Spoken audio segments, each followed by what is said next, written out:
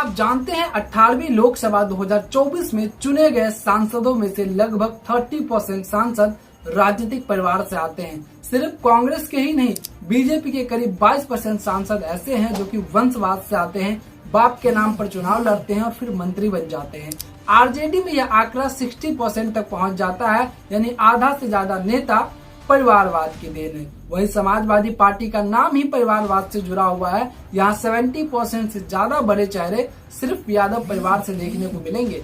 जम्मू कश्मीर के national conference की बात करा जाए तो वहाँ के अब्दुल्ला परिवार पिछले 3 पीढ़ी से वहाँ राज कर रही है। आजादी से लेकर आज तक सिर्फ एक परिवार का वहाँ पर राज चला है, अब्दुल्ला अब्दुल्ला अब्दुल्ला। कभी दादा ने राज किया, फिर बाप ने राज किया और आज बेटा राज कर रहा है। यानी राजनीति में विचारधारा का जमाना चला गया। अब यहाँ चलता है पापा का नाम, मामा का आशीर्वाद और चाचा का टिकट। देश की सबसे बड़ी पार्टी बीजेपी भी इससे अछूती नहीं रही है। जयशाह से लेकर अनुराग ठाकुर तक कई नाम ऐसे हैं जो सीधे परिवारवाद से जुड़े हुए हैं। एक तरफ जहाँ देश का युवा बेरोजगार घूम रहा है, वहाँ नेता अपने बेटे बेटियों को संसद में बिठा रहे हैं। ये है भारत का लोकतंत्र का सबसे बड़ा मजाक, नेपोटिज्म। सोचिए, आज लोकसभा के 543 एमपी में से लगभग 162 सिर्फ परिवार के नाम पर जीते हैं। मतलब 30% से ज्यादा सीट पर विरासत का खेल चल रहा है। जहां नौजवान 2-2 साल तक कोचिंग में खप जाता है, वहीं नेता का बेटा सिर्फ सरनेम लेकर एमपी बन जाता है और अब तो मिनिस्टर भी बना जाता है। ये सिर्फ एक पार्टी की बात नहीं है। कांग्रेस हो, बीजेपी हो, समाजवादी पार्टी, आरजेडी, डीएमके, सब जगह एक ही खेल है। बेटा बेटी, दामाद बहू का रोल किया जा रहा है और यही नेपोटिज्म आज राजनीति के लोकतंत्र को राजतंत्र बना रहा है। आज हम देश के 5 बड़े राजनीतिक पार्टी के बारे में बात करेंगे जिनकी पार्टी कम, परिवारवाद ज्यादा लगता है। कांग्रेस परिवार का राजनीतिक ट्री कुछ इस प्रकार है। सबसे पहले मोतीलाल नेहरू की एंट्री होती है, फिर जवाहरलाल नेहरू की एंट्री होती है, फिर उसके बाद उनकी बहन विजय लक्ष्मी पंडित की एंट्री होती है, फिर उनकी माँ कमला नेहरू की एंट्री करती है, फिर उसके बाद उनकी बेटी इंदिरा गांधी आती है। इंदिरा गांधी शादी करती है फिरोज खान से, फिर ये फिरोज खान से गांधी बन जाते हैं, फिर संजय गांधी, फिर राजीव गांधी, उसके बाद फिर सोनिया गांधी, फिर राहुल गांधी, प्रियंका वाड्रा, रॉबर्ट वाड्रा। यानी कहा नहीं जा सकता कि परिवार ही पार्टी है या पार्टी या परिवार। यानी देखा जाए तो एक राहुल गांधी कांग्रेस पार्टी नहीं, कांग्रेस लिमिटेड कंपनी हो गई है कि पूरे परिवार के सदस्य को बिना किसी योग्यता को पार्टी में घुसा दिया जाए। राहुल गांधी को अगर परिवारवाद को निकाल दिया जाए तो अगर उनके पास क्या योग्यता है कि वो इस राजनीतिक परिवार में, कांग्रेस परिवार में इतने ऊंचे पद पर बैठे हैं। क्या कांग्रेस में और नेता खत्म हो चुके हैं कि बार बार राहुल गांधी को ही नया लॉन्च किया जाता है। अब हम बात करते हैं आरजेडी पर।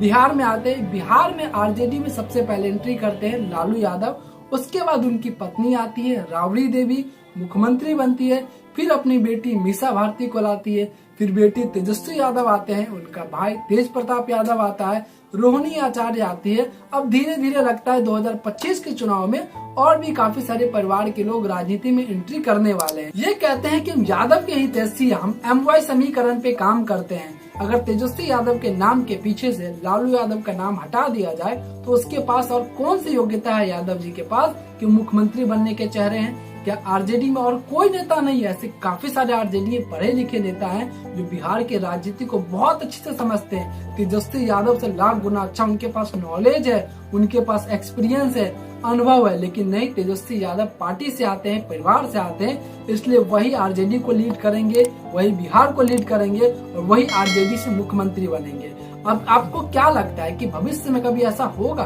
कि तेजस्वी यादव को हटा के किसी दूसरे यादव को ये MY समीकरण के तहत किसी को मुख्यमंत्री बनाया जाएगा? ये मैं आप पर छोड़ता हूँ। अब आरजेडी परिवार है या परिवार ही आरजेडी, ये कहना थोड़ा सा मुश्किल है। अब हम बात करते हैं समाजवादी पार्टी की। ये पार्टी कम, परिवार ज्यादा लगता है। यहाँ भी परिवारवाद की लिस्ट बहुत लंबी है और कोई छुटपुटिया नेता नहीं है। सारे विधायक, मंत्री, सांसद, मुख्यमंत्री बनने वाले चेहरे हैं और इनमें से कुछ तो बने भी है। शुरुआत करते हैं मुलायम सिंह यादव से। Mulayam Singh Yadav, Akhilesh Yadav, Dimple Yadav, Dharmendra Yadav, Abhay Ram Yadav, Rajpal Yadav, Abhishek Yadav, Ram Gopal Yadav, etcetera etcetera etcetera. ऐसे कई सारे और नाम हैं जिसे शायद आप और हम जानते भी नहीं होंगे, लेकिन वो परिवार में बहुत ही ऊंचे पोस्ट पर काम कर रहे हैं। क्या उत्तर प्रदेश में कोई यादव ही नहीं बचा? अगर आपको यादव से ही पार्टी चलानी है तो उत्तर प्रदेश में और ऐसे बहुत सारे यादव है जो अन्य परिवार से आते हैं, बहुत अच्छे पढ़े लिखे हैं, राजनीति के समझदार है, उनके पास अनुभव है, एक्सपीरियंस है और आपसे अच्छा वो पार्टी चला सकते हैं। अगर अखिलेश यादव के नाम के पीछे से मुलायम सिंह यादव का नाम हटा दिया जाए तो उनके पास ऐसी कौन सी योग्यता है कि वो पार्टी को लीड कर पा रहे हैं? न उनके पास ज्यादा राजनीतिक अनुभव है, उनसे ज्यादा अनुभव किए वाले लोग आज भी झंडा ढो रहे हैं, आज भी जिंदाबाद जिंदाबाद करते रह जाते हैं। तो आपको सोचना है कि आप किस पार्टी में राजनीतिक ज्वाइन कर रहे हैं। क्या आप वहां पर नेता बनेंगे या हमेशा झंडा ढोने वाला काम करेंगे? आप कमेंट में बताइए कि 2027 के चुनाव जब उत्तर प्रदेश में होने वाला है, क्या अखिलेश यादव को छोड़ के कोई और मुख्यमंत्री का चेहरा सामने आ सकता है? कमेंट में जरूर बताना। अब हम बात करेंगे भारतीय जनता पार्टी, देश की सबसे बड़ी पार्टी, विश्व की सबसे बड़ी पार्टी, सबसे ज्यादा कार्यकर्ता और सबसे ज्यादा विधायक मंत्री रखने वाली पार्टी बीजेपी की। अब आप सोचोगे यहाँ तो कोई परिवार ही नहीं है, तो यहाँ पर परिवारवाद कैसे हुआ, वंशवाद कैसे हुआ? तो आओ थोड़ा अच्छे से समझते। शुरुआत करते हैं। बिहार में एक जगह है मधुबनी लोकसभा, जहाँ पर पहले सांसद थे हुकुमदेव नारायण यादव, उसके बाद उनके बेटे बने अशोक यादव। क्या इसे परिवारवाद नहीं करोगे? राजनाथ सिंह के बेटे वो भी राजनीति में आए हैं, क्या ये परिवारवाद नहीं है? सुषमा स्वराज की बेटी बांसुरी स्वराज, कोई नॉलेज नहीं है राजनीति का, वो एक पंचायत का चुनाव नहीं जीत सकते, 20 मिनट बिना देखे कोई भाषण नहीं दे सकती। क्या ये परिवारवाद नहीं है? नितिन गडकरी के दोनों बेटे दोनों कंपनी चलाते हैं और भैया एक तो अभी केस भी खुल के आ रहा है इथेनॉल वाला, क्या ये परिवारवाद की वजह से नहीं है? अमित शाह का बेटा जैसा, उसके पास कौन सी डिग्री थी कि आईसीसी बीसीसीआई का चेयरमैन वगैरह वगैरह वगैरह जो मनसो बन गया, क्या इसे आप परिवारवाद नहीं कहोगे? वसुंधरा राजे का बेटा दुष्यंत राजे, क्या ये परिवारवाद नहीं है?